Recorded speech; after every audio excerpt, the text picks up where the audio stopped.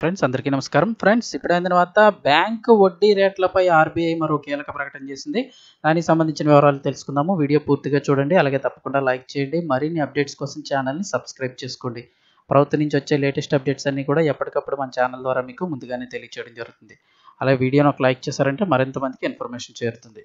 ఇక వివరాల్లోకి వెళ్ళిపోదాము. భారతీయ రిజర్వ్ బ్యాంక్ మరోసారి కీలక నిర్ణయం తీసుకుంది. మానిటరీ పాలసీ కమిటీ సమీక్షా సమావేశంలోని వడ్డీ రేట్లను యథాతథంగా కొనసాగించేందుకు నిర్ణయించినట్లు తెలిపింది. రెపో రేటును మరోసారి యథాతథంగా కొనసాగిస్తున్నట్లు ఈ మేరకు ఆర్బీఐ గవర్నర్ సంజయ్ మల్హోత్రా ప్రకటించారు. ఆర్బీఐ ఎంపీసీ సమావేశంలో ఈ నిర్ణయాలపై మీడియాకు అయితే కనుక వెల్లడించడం జరిగింది. రెపో రేటును 5.5% వద్దే కొనసాగించాలని నిర్ణయించినట్లు తెలిపారు.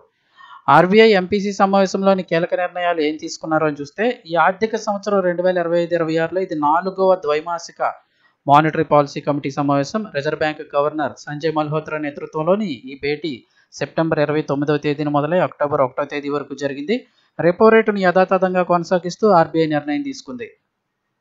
ఈ ఏడాది ఫిబ్రవరి, ఏప్రిల్ సమీక్షా సమావేశంలో 0.25% మేర వడ్డీ రేట్లను తగ్గించిన సంగతి తెలిసిందే. జూన్ నెలలో నిర్వహించిన సమావేశంలో ఏకంగా 50 బేసిస్ పాయింట్లు తగ్గించింది. 3 వరుస సమావేశాల్లో మొత్తం 1% వడ్డీని కూడా తగ్గించడం జరిగింది.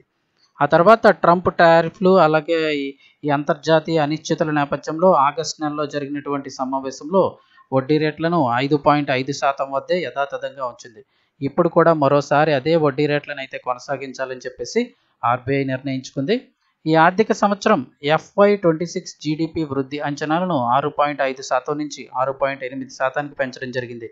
ఇక త్రైమాసికాల వారీగా చూసుకున్నట్లయితే Q2లో 6.7% నుంచి 7%కి పెంచడం జరిగింది. ఇక Q3లో 6.6% నుంచి 6.4%కి తగ్గించింది. ఇక Q4 అంటే 3 నెలల త్రైమాసిక లెక్కలో Q4లో 6.3% నుంచి 6.2%కి తగ్గించింది.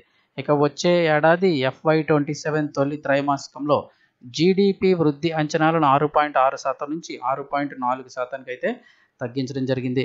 ఇక 2026-27 ఆర్థిక సంవత్సరానికి వినియోగదారుల ధరల ఆధారిత సూచి ఆధారిత ద్రవ్యోల్బణం 4% లేదా అంతకంటే దిగువ స్థాయిలో ఉండవచ్చని SBI నివేదిక అంచనా వేస్తోంది. జీఎస్టీ హేతుబద్ధీకరణతో అక్టోబర్ నెలలో అది మరింత తక్కువ ఉండే అవకాశం కూడా ఉందని పేర్కొంది. దీంతో కీలక వడ్డీ రేట్లను మరో 256 బేసిస్ పాయింట్ల వరకు తగ్గించవచ్చని కూడా అంచనా వేస్తోంది. అయితే అంచనాలకు భిన్నంగా ఆర్బీఐ వడ్డీ రేట్లను తగ్గించకుండా యథాతథంగా అయితే కొనసాగించడం ఇప్పుడు కొసమెరుపు.